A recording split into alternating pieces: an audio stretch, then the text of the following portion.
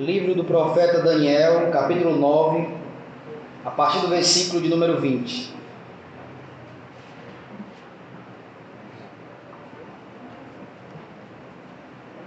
Antigo Testamento, um dos últimos livros, do Antigo Testamento.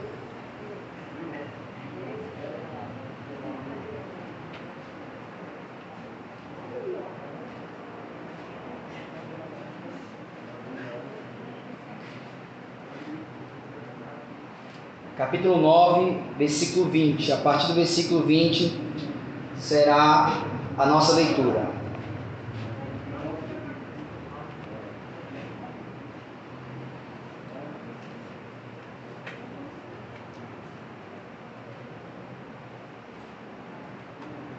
Diz assim a palavra de Deus: Estando eu ainda falando e orando, e confessando o meu pecado, e o pecado do meu povo Israel, e lançando a minha súplica perante a face do Senhor, meu Deus, pelo monte santo do meu Deus, estando eu, digo ainda, falando na oração, o homem Gabriel, que eu tinha visto na minha visão ao princípio, veio voando rapidamente e tocou-me a hora do sacrifício da tarde. Ele me instruiu e falou comigo dizendo: Daniel, agora sai para fazer-te entender o sentido. Versículo 23. No princípio das tuas súplicas saiu a ordem e eu vim para tu declarar, porque és muito amado. Considera, pois, a palavra e entende a visão. 70 semanas estão determinadas sobre o teu povo e sobre a tua santa cidade, para cessar a transgressão, e para dar ao fim aos pecados, e para expiar a iniquidade, e trazer a justiça eterna, e selar a visão e a profecia para ungir o Santíssimo. Sabe e entende, desde a saída da ordem para restaurar e para edificar Jerusalém, até o Messias, o príncipe, haverá 7 semanas e 62 semanas, as ruas e o muro se reedificarão, mas em tempos angustiosos. E depois das 62 semanas será cortado o Messias, mas não para si mesmo. E o povo do príncipe que há de vir destruirá a cidade e o santuário, e o seu fim será como uma inundação, até o fim haverá guerra. Estão determinadas as assolações, e ele firmará aliança com muitos por 1 semana, e na metade da semana fará cessar o sacrifício, e a oblação sobre a asa das abominações. Virá o assolador, e isso até a consumação, e o que está determinado será derramado sobre o assolador. Amém. Os irmãos podem tomar assento. Solta aqui.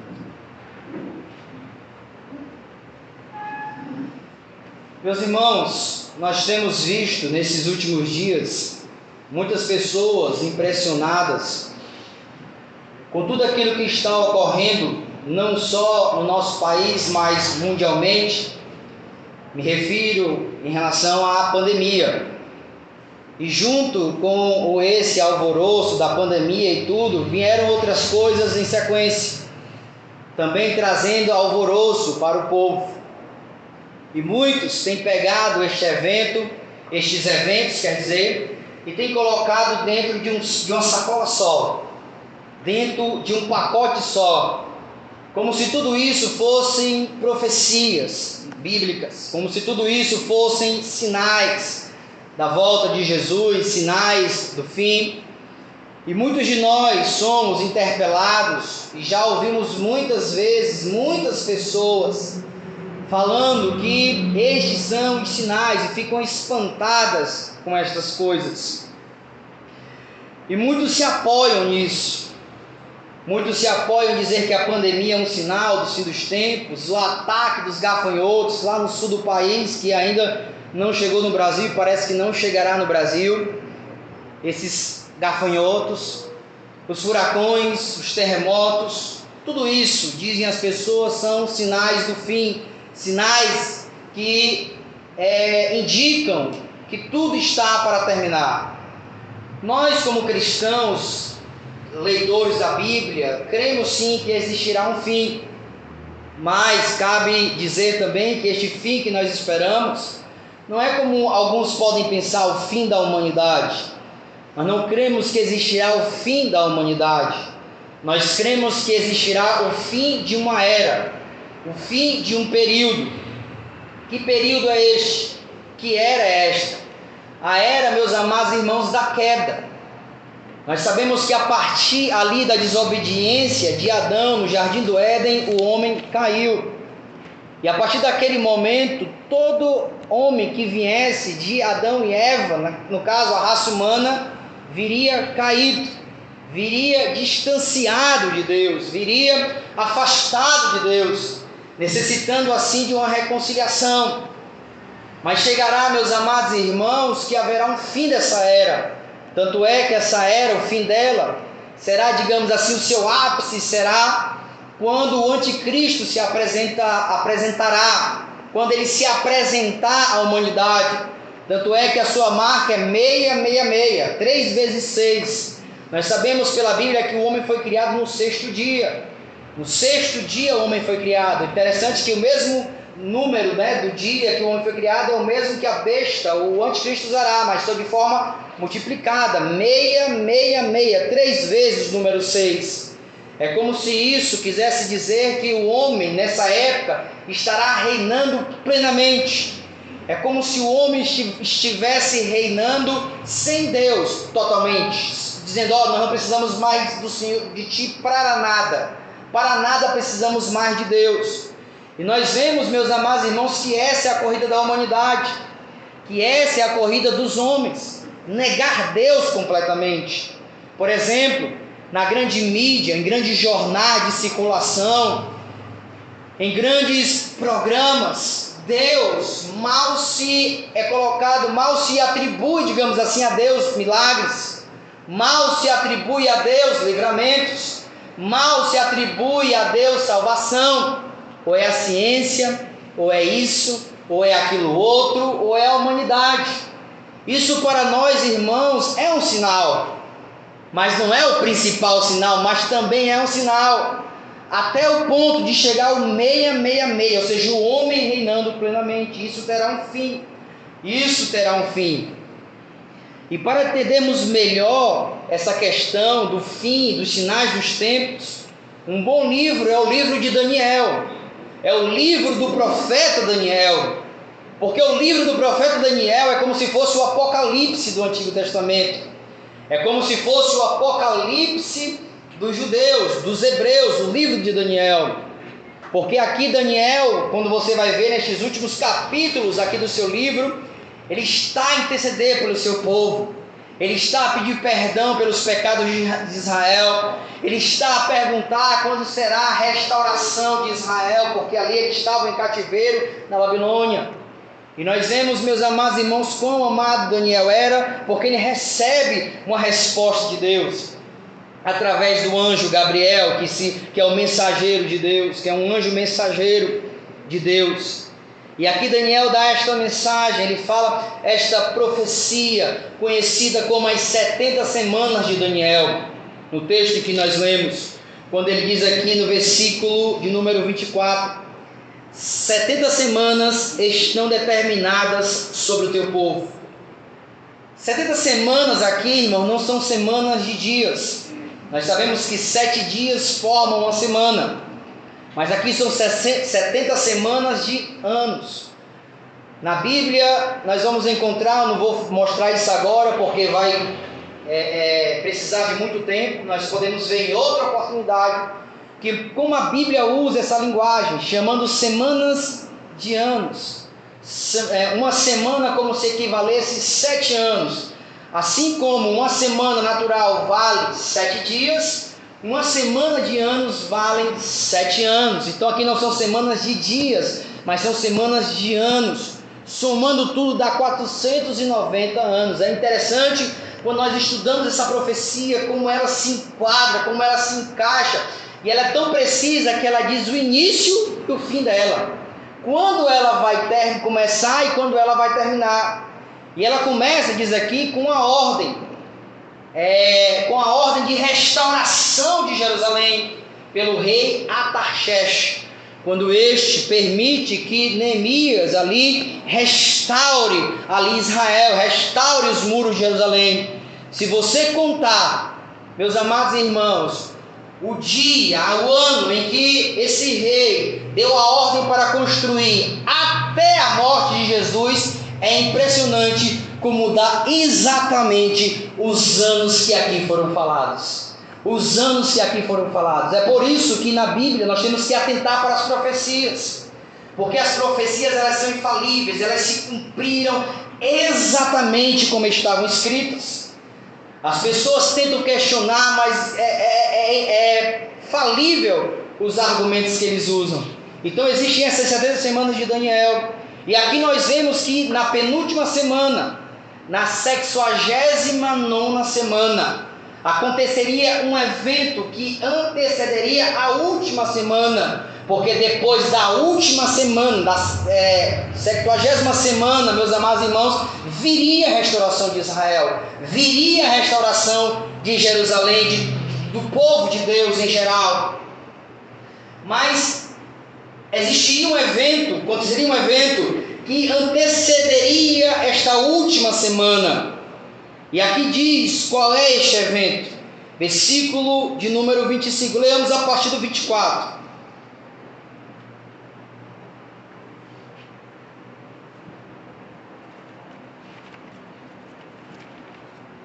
Que diz assim: e 70 semanas estão determinadas sobre o teu povo e sobre a tua santa cidade, para cessar a transgressão, e para dar o fim aos pecados, e para expiar a iniquidade, trazer a justiça eterna e selar a visão e a profecia para ungir o Santíssimo.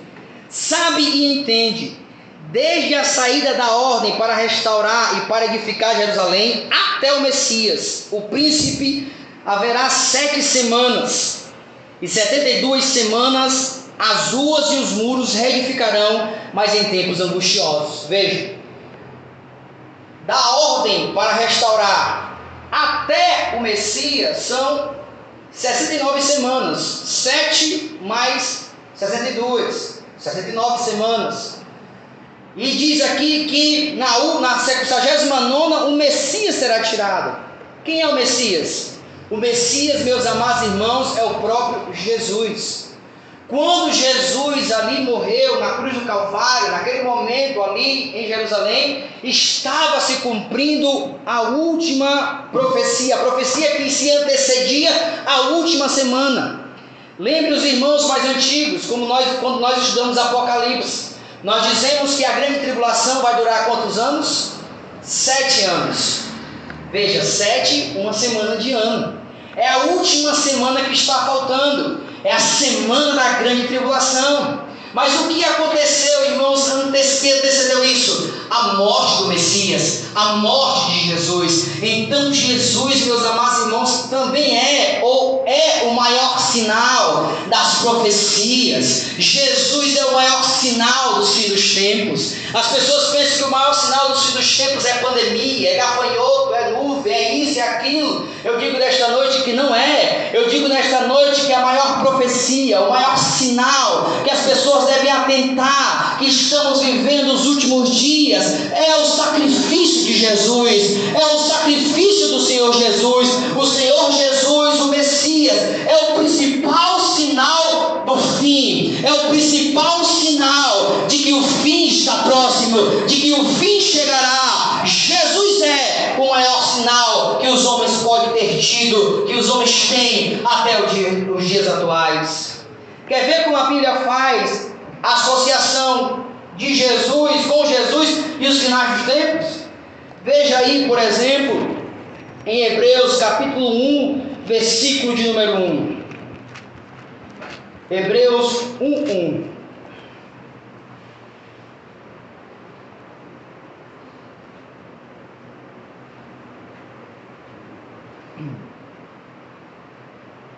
Diz assim a palavra de Deus: havendo Deus antigamente falado muitas vezes e de muitas maneiras, aos pais pelos profetas, a nós falou-nos nestes últimos dias pelo Filho.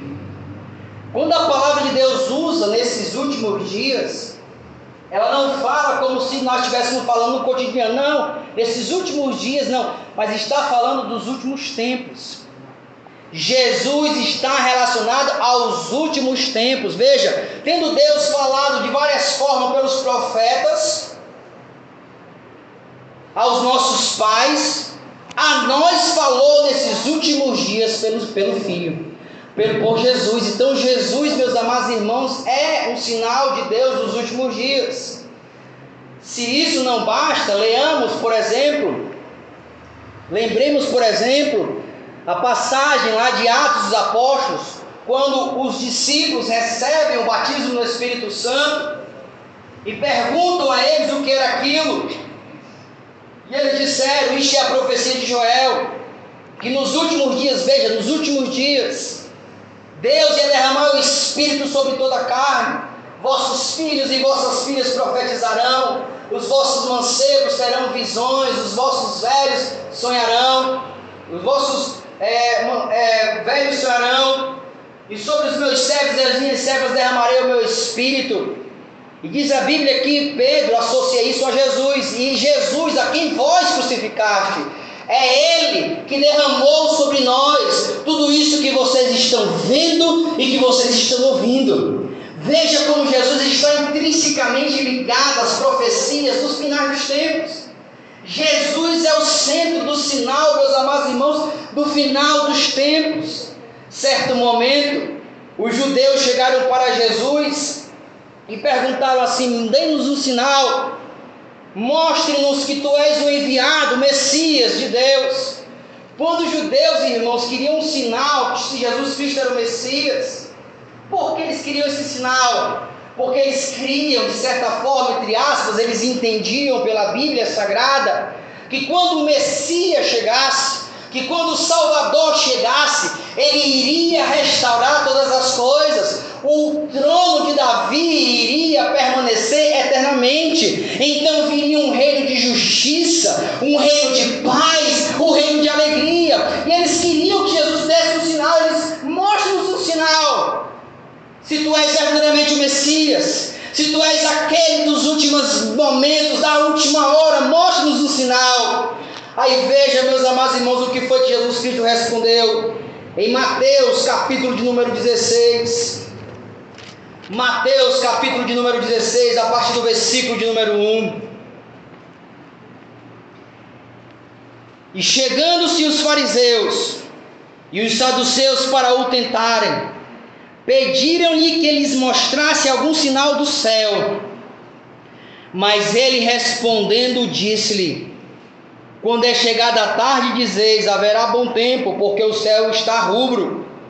E pela manhã, hoje haverá tempestade, porque o céu está um vermelho sombrio. Hipócritas, sabeis discernir a face do céu, e não discernis o sinal dos tempos? Veja, os sinais dos tempos. Uma geração má e adúltera pede um sinal, e nenhum sinal lhe será dado, senão o sinal do profeta Jonas. E deixando-os, retirou-se. Veja, Jesus pediu: mostra-nos um sinal. Jesus não vai ser dado nenhum sinal. Vocês olham para o céu e sabem quando é que vai chover, quando é que não vai chover, e vocês não sabem, pela experiência de vocês, pela sabedoria de vocês, discernir quais são os sinais dos tempos. Jesus mostrando que ele era um sinal dos tempos, ele era um sinal do fim dos tempos, o próprio Messias. E qual era o sinal de Jonas? Ele disse: nenhum outro sinal será dado, senão o sinal de Jonas. E qual foi o sinal de Jonas? Por analogia, ele faz uma analogia, que Jonas passou 3 dias e 3 noites ali no ventre do peixe. Assim também o Filho do Homem passará 3 dias e 3 noites no ventre da terra, mas ao terceiro dia ressuscitará. Ou seja, assim como Jonas saiu da morte, assim também eu ressuscitarei. Se vocês querem um sinal, se vocês querem ver se eu sou ou não o Messias, esperem para que essa profecia se cumpra. Eu vou ficar 3 dias e 3 noites lá dentro do ventre da terra, mas ao terceiro a Deus. Jesus se mostrando como um sinal dos tempos. Ele é o sinal principal, meus amados irmãos. A palavra de Deus diz que muitos pedem sinais, mas Jesus, Ele é o nosso sinal. Esta é a linha divisória. É isto, meus amados irmãos, que verdadeiramente divide uma pessoa que está lendo, uma pessoa que está entendendo, uma pessoa que está crendo, de uma pessoa que não está lendo, de uma pessoa que não está entendendo e de uma pessoa que não está crendo, meus amados irmãos, das profecias bíblicas. Porque os que não entendem, os que não leem, os que ficam ali criando teorias conspiracionistas, de conspiração, ficam botando para aquilo, ficam amedrontando, mas um crente verdadeiro, ele não fica impressionado. Claro que assusta, nunca vivemos esta época, é uma coisa estranha, uma coisa nova, mas a gente não diz, o principal é essa pandemia que Jesus está voltando, o principal é o gafanhoto, o principal é isso, o principal é aquilo. Não, a gente continua apontando para Jesus, porque até no meio da pandemia, até no meio dos gafanhotos, seja lá o que vier, terremoto, furacão, a gente vai dizer, não olha para isso não, olha para Jesus, porque Ele é a fidelidade da profecia de Deus. Não é terremoto, não é isso, mas é Jesus, porque em Jesus se cumpre todas as coisas, em Jesus se cumpre a verdade de Deus, em Jesus, irmãos, cabe tudo, em Jesus, meus amados irmãos, tudo se resume, tudo se completa. Jesus é a principal profecia, o principal sinal que você deve atentar e dizer verdadeiramente, estamos nos fins dos tempos, porque Jesus veio. Verdadeiramente, nós estamos nos fins dos tempos, porque Jesus veio. Lembremos do que nós acabamos de ler. Nós acabamos de ler que na última semana o Messias será tirado, irmãos. O que foi que aconteceu com Jesus? Ele foi tirado, ele foi morto, se cumprindo assim as profecias de Deus. Não tem mais o que se cumprir. Não tem mais o que Deus demonstrar.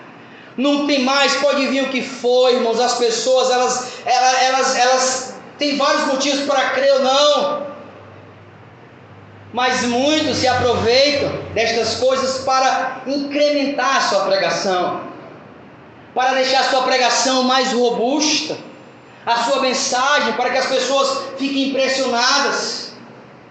Meus amados irmãos, toda vez que tentamos com a mensagem do Evangelho impressionar com alguma coisa, para mim, a mensagem ali ela está enfraquecendo. A mensagem ali, ela está meio dúbia. Para mim, a mensagem fortalecida, a mensagem poderosa, né? Quando um vírus toma a centralidade, né? Quando o terremoto toma a centralidade, né? Quando o gafanhoto toma a centralidade. Para mim, meus amados irmãos, a mensagem ganha robustez. É quando Jesus toma a centralidade, é quando Jesus é o centro da mensagem, porque Ele é o cumprimento das profecias de Deus para as nossas vidas. Se alguém quer ver se realmente Deus cumpre a sua palavra, eu digo uma coisa: não olhe para o terremoto, não olhe para a pandemia, mas olhe para Jesus. Olhe para Jesus, o autor e consumador da nossa fé. Aleluia. Lá em Coríntios, meus amados irmãos, a Bíblia diz, o apóstolo Paulo diz, os judeus pedem sinais, os gregos pedem sabedoria, mas nós não pregamos sinais nem sabedoria humana. Nós pregamos Cristo e este crucificado, porque os judeus pedem sinal, os gregos buscam sabedoria, mas nós pregamos Cristo crucificado, que é o poder de Deus, que é escândalo para os judeus e loucura para os gregos. A nossa mensagem, irmãos, é a mensagem da cruz, a mensagem da cruz que é loucura para os que perecem. Veja a mensagem da cruz. A Bíblia diz lá uma profecia: quando ele for tirado, quando ele for morto, e Paulo diz, a nossa mensagem é a mensagem da cruz, loucura para os que perecem, mas para nós que somos salvos é o poder de Deus. Crente, não deixe de falar de Jesus, não centralize, não coloque Jesus, não coloque outra coisa no lugar de Jesus. Se alguém está querendo algum sinal de Deus, diga: não tem sinal, não tem sabedoria. Se você quer alguma resposta de Deus para a sua vida, olhe para Jesus, porque Jesus, ele é o cumprimento cabal da profecia de Deus. Louvado seja Deus. Ele é o alfa, ele é o ômega, ele é o princípio, ele é o fim, ele é tudo na história, irmãos. A história só acontece porque ele existe. No Ocidente, onde até um dia desses se dominava o mundo, o Ocidente se espalhava pelo mundo. Ninguém, meus amados irmãos, conseguia contar a história. Até hoje é assim, mas está perdendo força, mas continua sendo, sem falar de Jesus. Nós estamos no ano 2020, no mundo ocidental. Mas você acha que o mundo só tem 2020 anos? Não, o mundo tem mais de 2020 anos. Mas a partir de que momento nós contamos o primeiro ano desse 2020? A partir de Jesus. Tanto é que nós dizemos a história se ela está centralizada antes e depois de Cristo. Quando você for contar alguma coisa, você pode dizer, não, isso aqui aconteceu em 1900. Aí se a pessoa não estiver bem situada, ela vai dizer, isso aí foi antes ou depois de Cristo? Foi antes ou depois de Cristo? Sabe por quê? Porque Jesus se tornou, irmãos, o centro da história. Ninguém consegue falar da história sem falar de Jesus. Porque Jesus não foi qualquer um que entrou na história. Jesus não foi mais um que entrou na história. Jesus, irmãos, foi o Deus encarnado que entrou na história.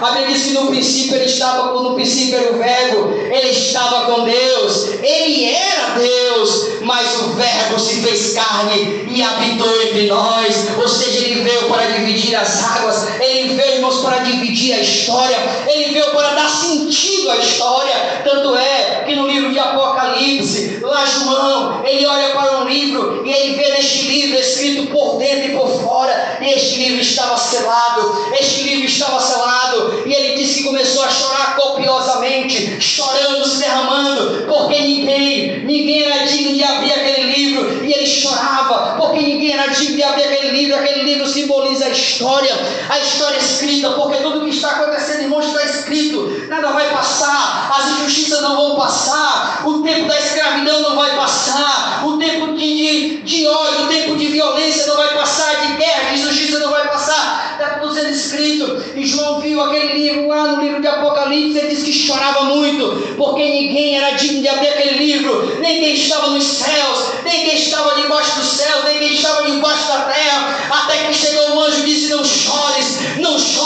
porque o leão da tribo de Judá, a raiz de Jessé, ele venceu, ele morreu, e ele é digno de abrir os selos e de abrir o livro das profecias. Jesus é digno, irmãos, de abrir os livros. Jesus é digno de abrir os selos, arrancar aqueles selos para dar continuidade, para dar um basta na história da humanidade.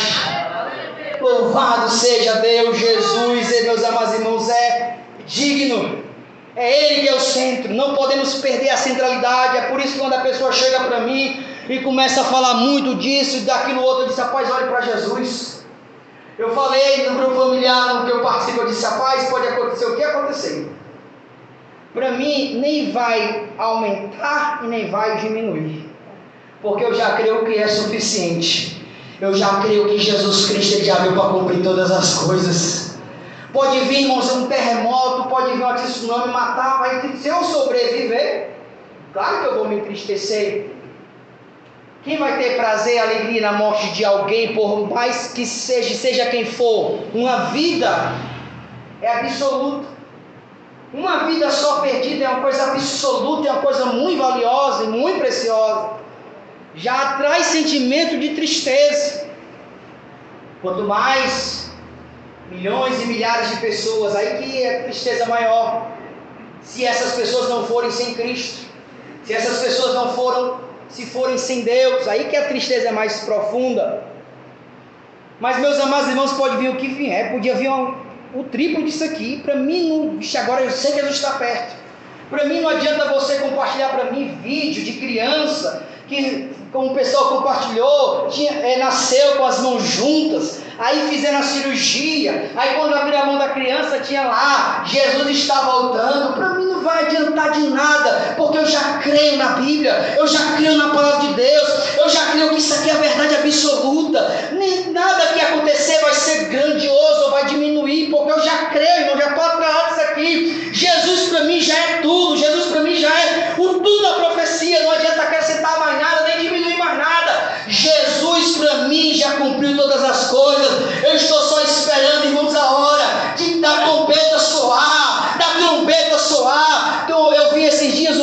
cara dizendo assim, não, diz ele, estudante da Bíblia, ele diz assim, não, falta ainda 4 profecias para se cumprir as coisas. Falta ainda 4 profecias, mas a palavra de Deus não fala isso. A palavra de Deus lá em Coríntios fala que a volta de Jesus é no momento, em qualquer momento, é num abrir e fechar de olhos. Ou seja, quando nós menos esperamos, quando menos as pessoas esperam, Jesus voltou, Jesus arrebatou, Jesus levou a sua igreja. Não tem esse negócio de estar contando as horas, de estar contando os segundos, porque a qualquer momento ele pode voltar, a qualquer momento ele pode arrebatar a sua igreja. Creia você ou não, creia o mundo ou não, William Bonner divulga o nome nacional, passe na Rede Globo ou não, passe na BBC ou não, na CNN ou não, no New York Times ou não, não quero saber. Eu só quero saber, irmãos, que a palavra de Deus se cumpre. Ela se cumpriu em Jesus Cristo e nada falta. Nada falta, porque as coisas se cumpriram.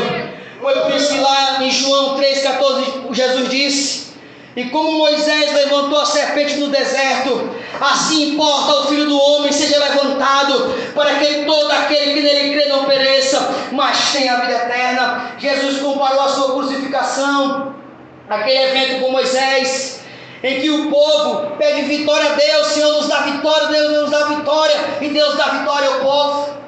Mas depois da vitória, coisa mais estranha, o povo começa a murmurar: ah, Deus não está conosco, nós vamos morrer aqui no deserto. Sabe o que é que Deus faz? Manda serpentes venenosas para julgar o povo, de juízo ao povo. Veja outra vez a associação de uma coisa de juízo de final de tempo com Jesus.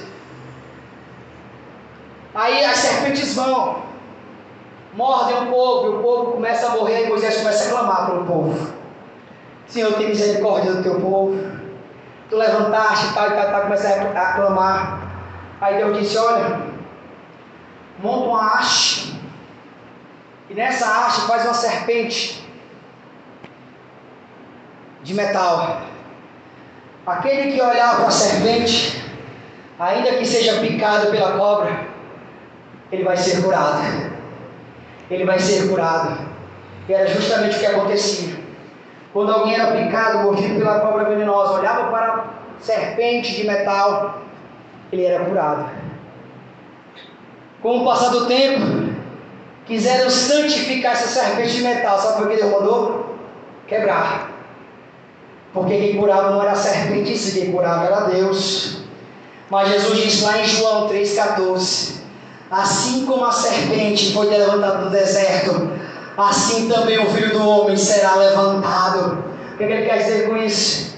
Todo aquele que estiver sob o juízo de Deus, morrendo, sob a espada de Deus apontada, como se fosse morte, aquele que olhar para mim vai ser curado. Aquele que olhar para mim vai ser salvo. Aquele que olhar para mim vai ser salvo. É por isso que o texto do Antigo Testamento diz assim: olhai para mim e serei salvo. Olhai para mim e serei salvo. Meu amado irmão, não olhe isso, não olhe para aquilo, mas olhe tão somente para Jesus. Quando a pessoa vier: não, nós estamos no fim dos tempos, aí você diz: por quê? Não, por causa disso, por causa daquilo. A pessoa: rapaz, não creio por causa disso, não. Eu creio que nós estamos no fim dos tempos, porque Jesus Cristo veio. Você aproveita para pregar o Evangelho, você já aproveita para falar de Jesus, não perde nem tempo, não dá nem arrodeio, já entra logo com os 2 pés no peito, dizendo: olha, eu não acredito nem assim, eu acredito que nós estamos nos sinais dos tempos, porque nas profecias, a profecia disse que Jesus Cristo morreria na penúltima semana. Então, se isso aconteceu, é porque nós estamos sim vivendo os últimos dias. Não precisa mais de nenhuma prova. O crente genuíno, ele não precisa mais, meus amados irmãos, de nenhuma prova. Jesus é a suficiência para estas coisas. Jesus, irmãos, ele é a arca. Ele é a única, ali para Noé. Quando Noé começa a pregar o juízo de Deus, dizendo que iria vir um grande dilúvio, talvez alguns começaram: ixi, vamos nos esconder aqui nos montes. Outros devem ter pensado: vamos aqui nas cavernas. Hoje, naquele tempo não tem, mas hoje tem, chamado bunker. Bunker é uma espécie de casas, fortalezas que as pessoas fazem debaixo da terra. Essas pessoas fazem fortalezas poderosíssimas para se livrarem de guerras. Países na Europa são cheios de casas assim, bunker que chama, nos Estados Unidos também, casas subterrâneas, para escaparem de furacões, quando vier bombardeio eles não morrerem, e lá nesses bunkers eles têm tudo, todos os suprimentos necessários. Então não é, as pessoas podem, não, vamos fazer aqui um bunker aqui para a gente se esconder. Mas eu quero dizer, irmãos, que só se salvava do dilúvio quem entrasse na arca. A pessoa podia ir para um monte mais alto, a pessoa podia ir para a caverna mais escondida, a pessoa podia cavar um buraco muito mais profundo. Só se salvava quem entrava na arca. Assim também em nossos dias, a pessoa pode fazer o que for para se salvar da pandemia, para se salvar do furacão, pode usar máscara, álcool gel, pode fazer o que for para se salvar da morte, de câncer, pode usar dieta, ou fazer como a Angelina Jolie para se salvar do câncer, fazer altas operações que ela pensava que era uma prerrogativa, era um preâmbulo para ela futuramente ter câncer. Ela faz muitas cirurgias, pode fazer o que for, não vai adiantar, porque a salvação, irmãos, é só em Jesus Cristo. A salvação é só a arca, Jesus é a arca dos nossos dias. Por isso não apontamos para outra coisa. Não adianta se esconder, não adianta, irmãos, apontar para outra coisa. Jesus é a principal profecia, o principal sinal, irmãos, que nós temos. Jesus disse que não vai dar nenhum outro sinal, a não ser esse de Jonas. Jesus não tem compromisso com exibicionismo, se exibir para o mundo. Jesus não tem compromisso, Deus não tem compromisso de assombrar o mundo. Deus, irmão, não tem compromisso de ficar impressionando as pessoas. Deus não tem baixa estima. Deus não precisa se autoafirmar para mostrar que é Deus às pessoas. Não é Deus que precisa mostrar que é Deus para as pessoas. São as pessoas que devem reconhecer que são pecadoras diante de Deus, reconhecer seus pecados e reconhecer que Deus é todo-poderoso. São as pessoas que devem vir a Deus, buscar a Deus através de Jesus. Então não se preocupe, Jesus não vai estar em busca de impressionar ninguém, fazer shows, exibicionismos, espetáculos mundiais. Não espere isso de Deus. Porque a mensagem que nós pregamos, irmãos, por si só, ela é poderosa. Ela é poderosa. Por mais que nós não percebamos, por mais que nos falte a percepção disso, por mais que nos falte, digamos, provas, digamos assim, tocáveis, mas quando a gente para refletir, para pensar, a gente percebe isso, a gente vê isso. Que uma mensagem que muitas das vezes não tinha muita atratividade, ela conseguiu atrair, ela conseguiu salvar. É interessante, irmãos, com toda a tecnologia, com todo o investimento contra Deus, contra a Bíblia, minimizando a Bíblia, querendo escondê-la, querendo acabar com ela, Deus ainda fala aos corações, pessoas ainda estão sendo salvas. Milhões e milhões de pessoas não abandonam, irmãos, o Evangelho, não abandonam Jesus, está sendo atraída para a palavra de Deus. Sabe por quê?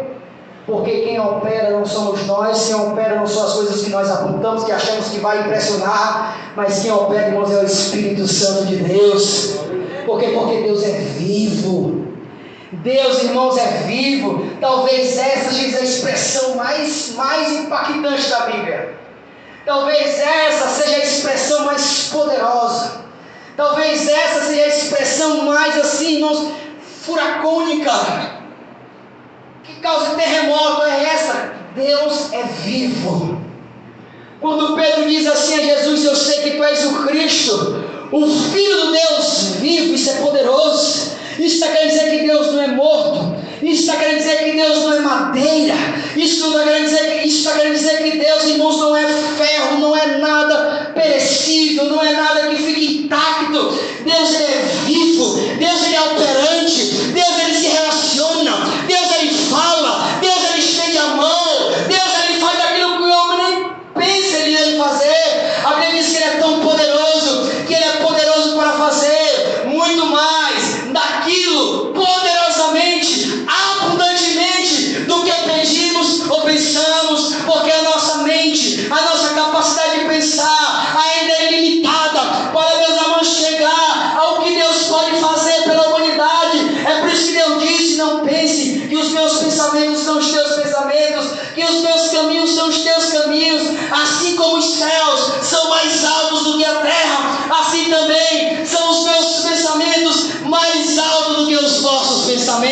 aleluia, reconheçamos isso, estamos limitados, obedeçamos apenas a ordem para ir e para apontar para Jesus, deixemos as consequências com Deus, porque não servimos a um Deus de palha, não servimos a um Deus de madeira, não servimos a um Deus de metal, mas servimos a um Deus que Ele é vivo. Nós servimos a Jesus, que é o Filho do Deus vivo, meus amados irmãos. Louvado seja Deus. Que fiquemos isso no nosso coração. Jesus é o sinal. Aponte para Jesus. Não deixe de apontar para Ele nada, que nada roube a cena de Jesus. Mas mais que você tente roubar, colocar alguma coisa, não, acho que acrescentando isso aqui vai roubar. Não consegue roubar, porque Ele recebeu um nome que está acima de todo nome. Ele está acima de tudo. Ele está acima de todos. Ele está reinando plenamente nos céus. Depois dele, irmãos, as coisas desceram a ladeira no sentido de que não tem mais como parar. Vão descer até que Ele volte de novo. Aí veja como Ele tem segurança. Ele vai voltar de novo, arrebata o povo, começa a tribulação. Depois de 7 anos Ele volta de novo, estabelece um reino milenar, que Ele vai ser o rei por 1000 anos.